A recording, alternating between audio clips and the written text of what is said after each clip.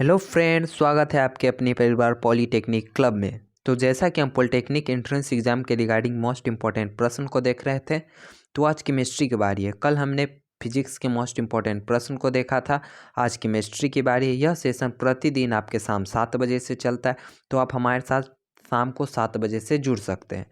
तो शुरू करते हैं हम लोग अपने इस सेशन को। यदि आप इस सेशन के टाइमिंग में कोई भी चेंजिंग चाहते हैं तो कमेंट जरूर करेंगे आप।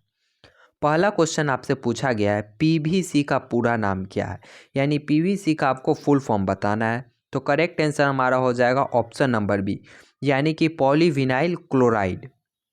पीवीसी का पूरा नाम पॉलीविनाइल क्लोराइड होता है, आप इसे याद रखेंगे। नेक्स्ट प्रश्न आपसे पूछा गया है, क्वेश्चन में कह रहा है आपसे 2, 8 और 6 इलेक्ट्रॉनिक विन्यास किस तत्व को प्रदर्शित करते हैं। ध्यान दीजिएगा, जब भी आपसे ऐसा क्वेश्चन पूछा जाएगा कि इलेक्ट्रॉनिक विन्यास दिया गया और आपसे तत्व पूछ रहा है, तो इन सभी को आपस में जोड़िए, कितना होगा 8 और 2 10 और 16। अब आप ध्यान दीजिएगा, जो ऑप्शन दिया गया उसमें किसका परमाणु क्रमांक 16 है, वही आपका आंसर होगा। तो हम लोग ऑप्शन को देखते हैं। ऑप्शन आपके पास दिया गया है कार्बन, नाइट्रोजन, सल्फर, ऑक्सीजन।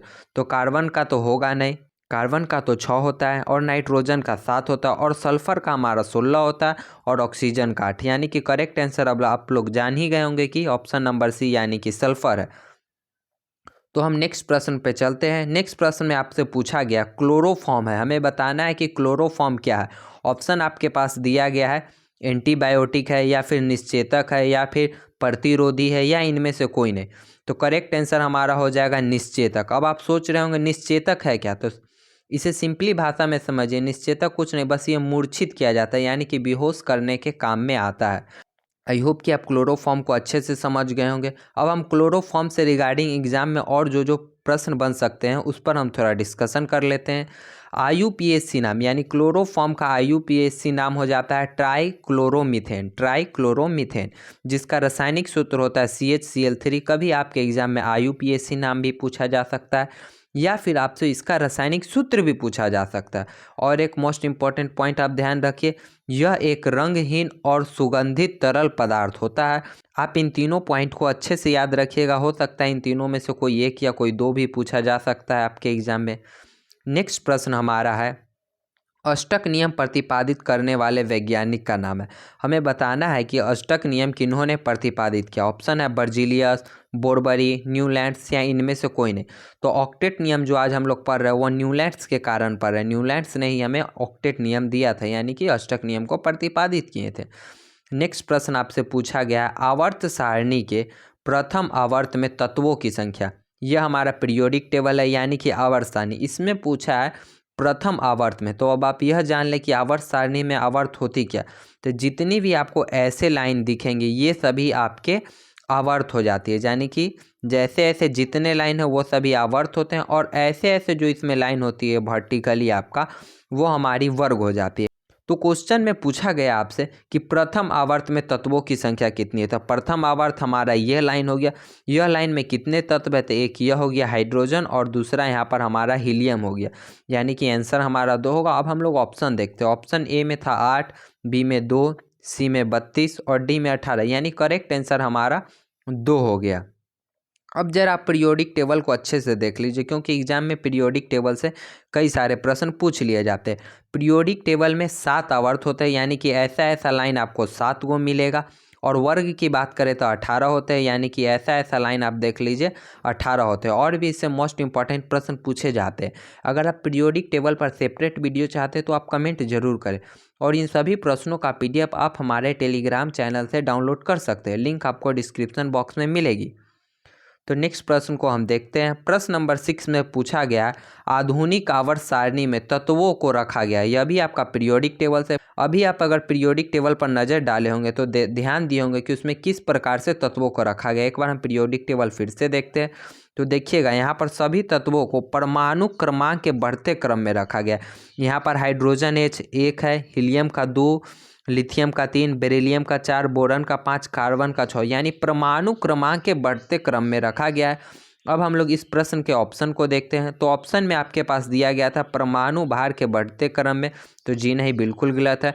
परमाणु क्रमांक के बढ़ते क्रम में थे, जी हाँ, ऑप्शन नंबर बी हमारा सही आंसर है।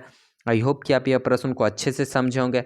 अब हम लोग नेक्स्ट प्रश्न को देखते हैं। नेक्स्ट प्रश्न में आपसे पूछा गया क्लोरोफॉर्म शुद्ध प्रयोग नहीं किया जाता क्यों। देखिए क्लोरोफॉर्म से एक और सवाल आपके यहाँ पे बन गया, क्लोरोफॉर्म हम लोग शुद्ध उपयोग क्यों नहीं करते हैं। अगर आपको आंसर पता है तो आप कमेंट बॉक्स में ज़रूर बताएं।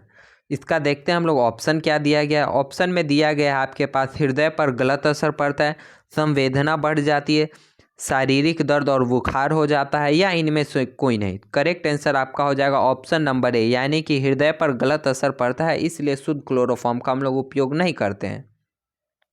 नेक्स्ट प्रश्न आपसे पूछा गया है जंग लगने पर लोहे का भार, यानी हमें बताना है जंग लगने पर लोहे का भार क्या होता है। ऑप्शन आपके पास दिया गया बढ़ता है, घटता है, अपरिवर्तित रहता है, या इनमें से कोई नहीं। क्या आप लोग कभी गौर किए हैं कि लोहे पर जंग लगने से लोहे का भार में क्या परिवर्तित हो, वो बढ़ेगा या घटेगा। इसका आंसर एटलीस्ट आप लोग कमेंट जरूर करिएगा हमारे जवाब देने से पहले। तो देखते हैं इसका करेक्ट आंसर हो जाएगा हम लोग का ऑप्शन नंबर है, यानी कि बढ़ता है। अब आप लोग सोच रहे हो कैसे बढ़ता है, तो लोहा देखिए पहले सिर्फ एफ ही था, यानी कि पहले वो Fe था, उसके बाद जंग लगने के बाद वो हो गया Fe2O3.XH2O, यानी इसमें XH2O की वृद्धि हो गई। यानी कि पहले तो ये सिर्फ सिंगल तत्व था, इसके बाद ये यौगिक बना, यानी कि इसका भार बढ़ गया। आई होप कि आप अच्छे से समझ चुके होंगे। अब हम लोग नेक्स्ट प्रश्न को देखते हैं। प्रश्न नंबर 9 में आपसे पूछा गया है किसी अक्रिय गैस के बाहरी सेलों में इलेक्ट्रॉनों की संख्या।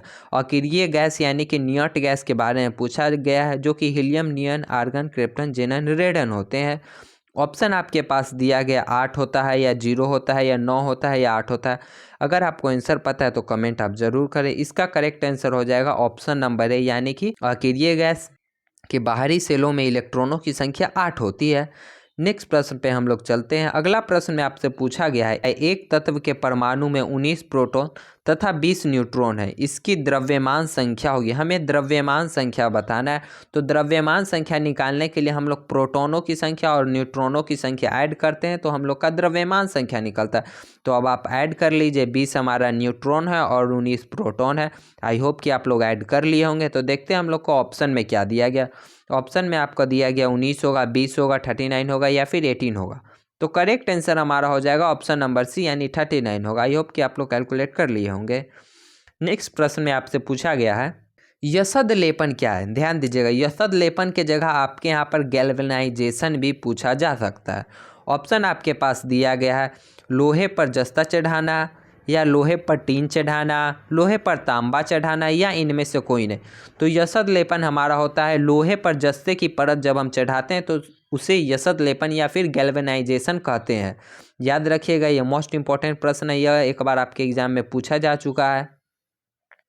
नेक्स्ट प्रश्न को हम लोग देखते हैं। प्रश्न नंबर 12 में आपसे पूछा गया इलेक्ट्रॉन के आविष्कारक का नाम क्या है। इलेक्ट्रॉन, प्रोटॉन या न्यूट्रॉन, यह तीनों में से कोई भी एक प्रश्न आपसे पूछा जा सकता है।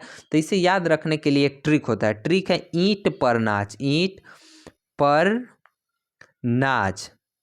अब देखिए इस ट्रिक का मतलब क्या है। ईंट यानी ई से इलेक्ट्रॉन के बारे में कहा जा रहा है, और प से प्रोटॉन के बारे में, और न से न्यूट्रॉन के बारे में। तो ई यानी इलेक्ट्रॉन, तो इलेक्ट्रॉन क्या गया, इसके बाद ट आया, यानी हम यहाँ पर ध्यान देंगे जे थॉमसन। ट आता है, थोड़ा आप इसको थॉमसन के तौर पर ध्यान दीजिएगा। अब प से हो जाता है प्रोटॉन। प्रोटॉन का यानी आविष्कारक हमारे रदरफोर्ड थे, आप यह ध्यान दीजिएगा। और न से हमारा हो जाता है न्यूट्रॉन, तो न्यूट्रॉन के हमारे चैडविक हो जाएंगे। आप इस ट्रिक को एक बार रट लीजिए थोड़ा देर के लिए, ईंट पर नाच। आई होप कि आप यह ट्रिक को देखे होंगे। तो चलिए हम इसके ऑप्शन को देखते हैं। ऑप्शन में आपसे बोला गया है रदरफोर्ड होगा, या फिर चैडविक होगा, या फिर गोल्डस्टीन होगा, या फिर जे थॉमसन होगा। तो आई होप कि अब आप इस प्रश्न को अच्छे से समझ चुके होंगे। तो आप इसका आंसर कमेंट जरूर करिए। तो इसका आंसर हमारा हो जाएगा जे थॉमसन। नेक्स्ट प्रश्न में आपसे पूछा गया हाइड्रोजन बम आधारित है। आजकल आप बम के बारे में काफ़ी अधिक सुन रहे हैं, तो यह भी ज़रा ध्यान दे लीजिए कि हाइड्रोजन बम किस पर आधारित है। ऑप्शन आपके पास दिया गया नाभिकीय संलयन, नाभिकीय विखंडन, या फिर दोनों पर, या इनमें से कोई नहीं। तो हाइड्रोजन बम हमारा नाभिकीय संलयन पर आधारित है। नाभिकीय संलयन आपको पता होना चाहिए कि सूर्य से जो गर्मी हमारे पास आती है वहाँ भी नाभिकीय संलयन होता है, इसी कारण हम लोग को इतनी सारी पर्याप्त मात्रा में गर्मी भी मिल रही है। नेक्स्ट प्रश्न आपका है चूने का बूझना है, हमें बताना है चूने का बूझना क्या है, रासायनिक परिवर्तन होगा या फिर भौतिक परिवर्तन होगा। ऑप्शन आपके पास दिया गया, भौतिक परिवर्तन, रासायनिक परिवर्तन या फिर दोनों या इनमें से कोई नहीं। तो करेक्ट आंसर हमारा हो जाएगा यहाँ पर चूने का बूझना एक रासायनिक परिवर्तन है। ध्यान दीजिएगा, रासायनिक परिवर्तन वैसा होता है जो एक बार हो जाने के बाद फिर दोबारा उसी अवस्था में नहीं आएगा। जैसे अगर चूना के जगह यहाँ पर आपसे पूछा जाता है कि बल्ब का जलना और बुझना, जैसे कि स्विच ऑन करें तो बल्ब जला फिर बुझा फिर जला बुझा, तो यह हमारा फिजिकल चेंजेज यानी कि भौतिक परिवर्तन हो गया। लेकिन यहाँ चूने का बुझना, एक बार चूना बुझ गया तो फिर दोबारा ऐसा होगा नहीं, इसलिए यह हमारा रासायनिक परिवर्तन हो जाता है। आई होप कि अच्छे से समझेंगे।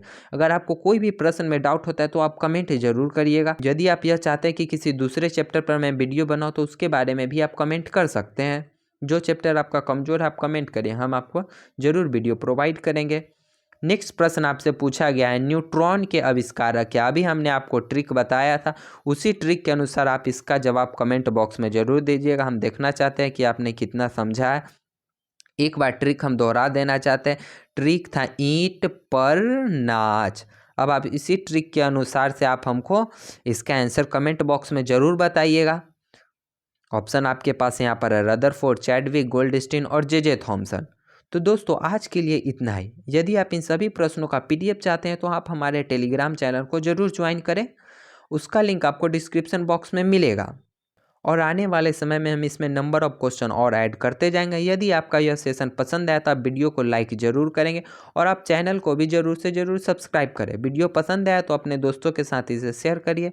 हमारे साथ बने रहने के लिए आपका बहुत बहुत धन्यवाद।